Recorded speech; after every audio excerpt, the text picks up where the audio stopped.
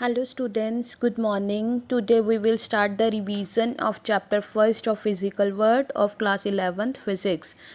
So today we will discuss the fundamental forces in nature. As we have already done, there are four types of fundamental forces in nature. Mainly आपने fundamental forces करनी है और उनकी properties करनी है. तो first force is gravitational force. अब gravitational force क्या होती है, आपने फॉर्मूला याद रखना है कि gravitational forces is equal to G m1 m2 upon R square. It mean जो ग्रेविटेशनल फोर्सेस हैं वो मास पे डिपेंड करती है. मतलब यूनिवर्स में कोई भी एक बॉडी दूसरी बॉडी को अपनी तरफ अट्रैक्ट करती है तो उसको हम क्या बोलते हैं, ग्रेविटेशनल फोर्सेस. और जो ग्रेविटेशनल फोर्सेस हैं वो masses of the two bodies पे डिपेंड करती है. Secondly inversely proportional to the R square.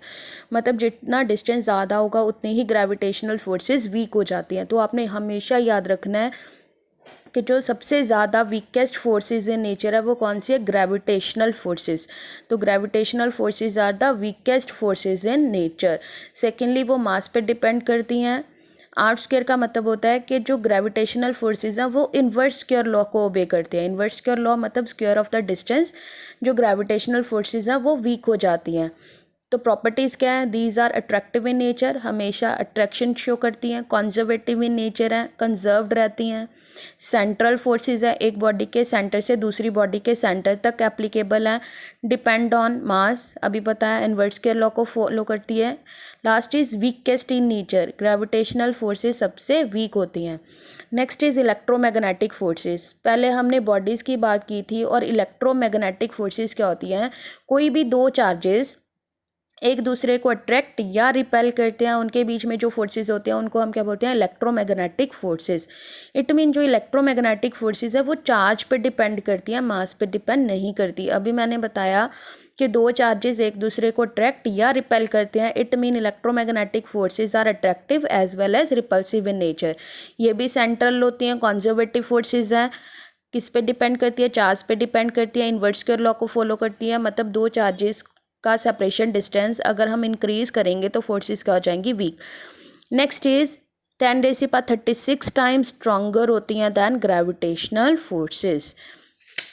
Next forces strong nuclear forces. Name से ही पता चल रहा है स्ट्रॉन्ग न्यूक्लियर फोर्सेस मतलब क्या है, स्ट्रॉन्गेस्ट इन नेचर. जो स्ट्रॉन्ग न्यूक्लियर फोर्सेस हैं वो सबसे ज़्यादा स्ट्रॉन्ग होते हैं. और सबसे वीक कौन से होते हैं, ग्रेविटेशनल. सबसे स्ट्रॉन्ग कौन सी होती है, स्ट्रॉन्ग न्यूक्लियर फोर्सेस.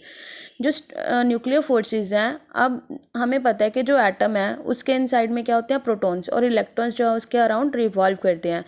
तो न्यूक्लियस में जो प्रोटॉन्स और न्यूक्लियॉन्स होते हैं वो एक दूसरे को बाउंड करके रखते हैं. ऑब्वियसली एक दूसरे को उन्होंने बाउंड किया हुआ है तो वहाँ पे कुछ फोर्सेस होती हैं, उनको हम क्या बोलते हैं, स्ट्रॉन्ग न्यूक्लियर फोर्सेस. तो इसकी प्रॉपर्टीज़ क्या है, स्ट्रॉन्गेस्ट इन नेचर है, नॉन सेंट्रल है, नॉन कंजर्वेटिव है, caused by exchange of particles. कैसे होती हैं, जब पार्टिकल्स एक दूसरे में एक्सचेंज होते हैं. Next is week nuclear forces. अब देखो नेम है वीक न्यूक्लियर फोर्सेस, बट ये फोर्सेस सबसे ज़्यादा वीक नहीं होती, ये ग्रेविटेशनल फोर्सेस से स्ट्रांग होती हैं. तो इट मीन जो वीक न्यूक्लियर फोर्सेस हैं वो 10⁻25 times stronger than gravitational forces. तो ये सबसे ज़्यादा वीक नहीं है. तो सबसे ज़्यादा वीकेस्ट फोर्सेस कौन सी है, ग्रेविटेशनल फोर्सेस. बट जो वीक न्यूक्लियर फोर्सेस है वो स्ट्रॉन्ग होती हैं 10⁻25 times than gravitational forces. It is weaker than strong nuclear forces. और स्ट्रॉन्ग न्यूक्लियर फोर्सेस से ही वीक होती हैं एंड इलेक्ट्रोमैग्नेटिक फोर्सेस से भी वीक होती हैं. Next topic we will discuss in our next lecture. Thank you, have a nice day.